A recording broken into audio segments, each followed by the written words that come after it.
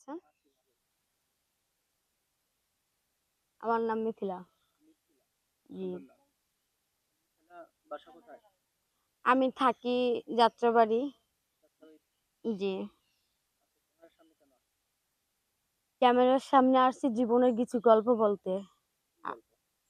জীবনের গল্প মানুষের ১৮, ১৯, ২০ এটা হলো পার্থিক বয়স, প্রাপ্য বয়স।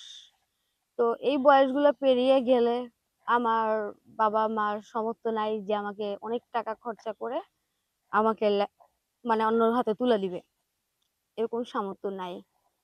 তা যেটাকে চাইছি, যেটাকে চা পাইতে চেয়েছিলাম সেটাও চলে গেছে। কোথা থেকে চাইছিলা সেটা চলে গেছে? ওই যে বললাম মনের মানুষ। মনে মানুষ। জি, মনে মানুষ ছিল তোমার? হ্যাঁ। তো আজকে ক্যামেরার সামনে আসছো কেন? ক্যামেরার সামনে আসছি সে তো ছ্যাঁকা দিয়ে চলে গেছে। তো আচ্ছা, আবার মনের মানুষকে চাই। ক্যামেরার সামনে আসছো মনে মানুষকে চাও। হুম, ক্যামেরার সামনে আসলে মনে মানুষ পাও। হ্যাঁ। কে বলছে তোমার? কেউ বলে নাই, আবার কিছু, কিছু দেখি তো, বলি তো। আবার আমার এখানে একটা আপু ছিল, উনার মাধ্যমে আরকি আমি বলতে চাইছি যে, "আপু এই কাজটা আমি করতে চাই।" তো এটার ভিতরে আরকি উনি আরকি বলল। কোন ঠিক কাজটা আছে। করতে চাও? এই যে ক্যামেরার সামনে আসাতে।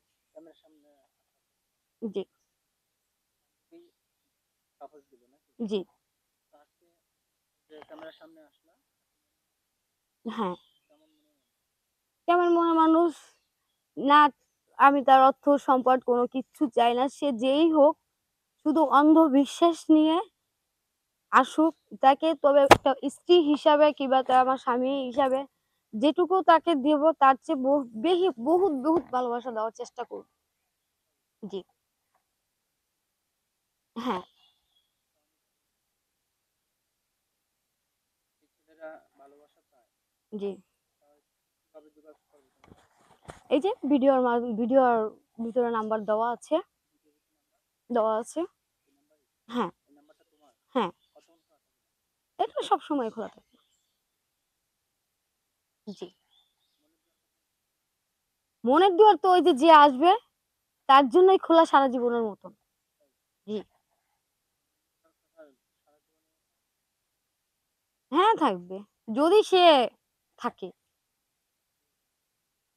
জি।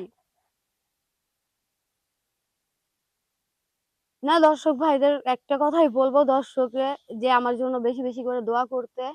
আর আমার মনের আশাটা জানি পূর্ণ হয় সেটাই বলতে।